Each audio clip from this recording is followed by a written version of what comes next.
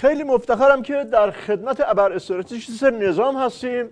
آیه دکتر، به نظرم بهتر از فرصت حضور شما بهره‌مند بشیم و نگاه استراتژیکی بندازیم به سالی که پشت سر گذاشتیم. کی مگه عقلت کم شده؟ خیلی گل کاشتیم، تازه برگردیم نگاه بندازیم. ناکس کلاه عمامم که بیفته دیگه نباید برگردی نگاهش کنی. من بابوی همیشه میفهمودم بزن بهادر عرض میکردم بله میفهمودم روانشناسه به مریضش گفت هیچ وقت پشت سر تو نگاه کردی؟ طرف برگشت نگاه کرد گفت آره دیواره.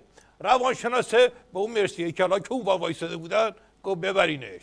از این لباس سفیدا برش کردن اینطوری بردنش. دکتر اتفاقا خودم هم فکر میکردم که اصلا نباید بحثشو بکنیم. هر بسیجی هم میفهمه که تنها اتفاق خوبه سال 95 تموم شدنشه. که تازه اونم یه طوری گذاشتن تو کاسمون که تو 96 بیشتر صداش در میاد. فقط به خاطر افش خواستم حالت جنبنده بگیرم، وگرنه خودم شعورم میرسه که تو این سال نظام به هر دری که زد بسته بود. کاش اینطوری بود. کلامو مینداختیم هوا که به هر دری میزنیم بسته بود. سال 95 به هر دری زدیم باز شد یک جوک مشکله. قوی هیکله با عظمت اومد بیرون، خفتمون رو گرفت کشید تو خونه. جمع بندی کنیم نتیجهش این میشه که سرمون رو بذاریم زمین رو بمیریم. نمیشه حرف زد، نمیشه حرف نزد. خب دیگه تازه داری یه خورده کمی وضعیت عظمای بدبخت بیچاره رو میفهمی. به این وضعیت میگن چی؟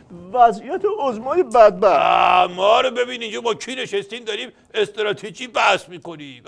مرحوم ابوی همیشه میفهمودن بزن بهادر. عرض میکردم بله میفهمودن تو مسابقه هوش از مشنگه پرسیدم به اون حشره‌ای که از شهد گل برامون عسل درست میکنه چی میگیم؟ گفت هیچی. میگیم خسته نباشی حشره جون، خیلی ممنون بابت عسل. دکتر من که به خودم نگرفتم، ولی با این مشکلات بهتر نیست همین الان خداحافظی کنیم و بررسی استراتژیکی نکنیم؟ ما خداحافظی کنیم؟ بدبختیامون که خداحافظی نمی‌کنن که. مرحوم ابوی همیشه میفهمودن بزن بهادر. عرض میکردم بله میفهمودن طرف رفت دکتر گفت این دندمو تا دست میزنم تیر میکشه و دردش فکمو پیاده میکنه. دکتر گفت خب دست نزن. روشن شد یا همچی بزنم که دندت یه تیرایی بکشه برام؟ نه خیر نزده تیر میکشه های دکتر. افه جنبندی به ما نیومده قربونه برم. برگردیم به وقایع هفته. یه بسیجی نوشته شب چهارشنبه سوری سکسکم بند نمیومد. از تو پایگاه بسیج اومدم بیرون، صحنه‌های چهارشنبه سوری رو که دیدم از ترس سکسکم بند اومد، ولی الان از ترس خوابم نمیبره. چه کار کنم؟ خب او حقشه که سوال بکنه، چون بسیجیه. کسی بهش شعور نداده که الان بگیم چرا به کار نمیندازی، ولی تو چرا میپرسی؟ ناکس همین اول برنامه بهت بگم تو بحث چهارشنبه سوری و از این حرفا ورود ممنوعه ها. مرحوم ابوی همیشه میفهمودن بزن بهادر. عرض میکردم بله میفهمودن طرف دوراندیش بود، تا نشست رو صندلی اتوبوس تق گذاشت تو گوش بغل دستی. طرف گفت چته چرا میزنی؟ گفت راه طولانیه خواستم یهو زرزر اضافه نکنی ها. اینطوری که شما میزو چیدین سوال کردن از جواب دادن سخت‌تر شد. بیا خب بزن تو هم، بیا بزن تو گوشم. چی بپرسم که دکتر آب روغن قاطی نکنه؟ میرم تو بحث انتخابات. تشتت بدی های دکتر. لیست 10 نفره که قرار بود دادن کم کم کوچیکش کنن و بشه یه نفر نیومده شد 14 نفره. غالیباف از اون ور از دست رفت. اشرفی اصفهانی میگه منم میخوام بیام. جلیلی که برید و حسابشو جدا کرد. الان مقام عظما چه کار کنه با این بدبختی؟ بره سراغ احمدی نژاد. تو تشتت بچسب. به این شوت سنگین چه کار داری؟ تشتت ول کردی. مرحوم ابوی همیشه میفهمودن بزن بهادر. عرض میکردم بله میفهمودن مشنگه با گریه زاری اومد گفت داشتمو فرستادم برنج بخره، تصادف کرد بردنش بیمارستان. گفتن خب الان چه کار میکنی؟ گفت هیچی دیگه مجبورم ماکارونی درست کنم. روشن شد یا همچی بزنم که ماکارونی بشی برای خوده؟ باشه من ماکارونی بشم، ولی نظام چرا اینطوری آشرشته شده؟ هیچی دیگه هی میگم نذاری تو سر عضو بخوره، کسی گوش نمیکنه. بعد که میخوره تو سرش هیچ هم کش حسابش نمیکنه، میگین چرا اینطوری شد؟ آیه دکتر آخه زهر رو که برای چیز دیگه خورد. خب بالاخره وقتی میخوره با همه اثراتش و عواقبش میخوره دیگه. مرحوم بابوی همیشه میفهمودن بزن بهادر، عرض میکردم بله میفهمودن مشنگه جسد باباشو برد پزشکی قانونی. گفتن چطوری مرده؟ گفت زهر خورده. گفتن خب پس چرا زخم و زیلیه؟ گفت آخه نمیخواست بخوره.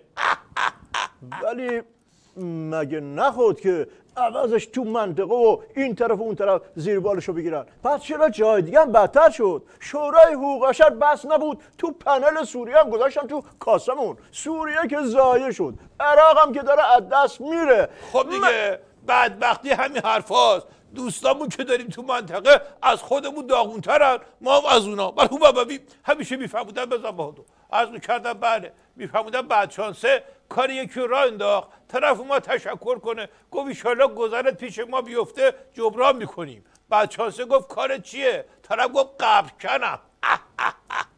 آیا دکتر از اولش بی خودی پامونو باز کرده به این کنفرانس ها. افه علکی اومد و نومد داره. من خودم یه بار تو بچگی مادرم کتکم زد اومدم افه این فیلمای سینمایی بیام، رفتم لباسامو جمع کنم که از خونه بزنم بیرون. اومد دید گفت لباسای تا شده رو چرا به هم میزنی؟ یه بار دیگه کتکم زد از اولی بدتر. خب دیگه خلاص الان یه طوری شده که هر جای دنیا بحثایی که به ما مربوطه که هیچ کنفرانس آشپزی هم باشه عضما میترسه این وسط. طفلی کار شده لبتر کردن و آب و دهن قورت دادن. آره دیگه مرحوم بابوی همیشه میفهموندن بزن بهادر، عرض میکردم بله میفهموندن طرف تا سوار تاکسی شد یک مسافر مرسی هیکل با قیافه دوژم که عقب نشسته بود گفت چی؟ یاروی نگاه کرد جا زد گفت هیچی از اینجا هیچی نگفتم. طرف دوباره گفت چی؟ این دوباره با رنگ پریده گفت به خدا هیچی من چیزی نگفتم. بار سوم که گفت چی؟ این گفت غلط کردم. آی راننده تو رو خدا نگهدار من پیاده برم اینجا خطریه. راننده برگشت گفت به تمرگ بابا داره عطسه میکنه. آیا دکتر هیچ وقت این صحنه تلخ و فراموش نمیکنم. در آخرین قسمت آخرین برنامه سال اینطوری مقام عظما رو ضایع میکنی. کامشو تمام میکنی بهش میگی ترسو. اونی که یکی عطسه میکنه این زهرش میره. ضایع شده بدبخت این مثل بیچاره. آش رو زمین پهن میشه آدم باید جمعش کنی قربونت برم. لهش میکنی زیر دست.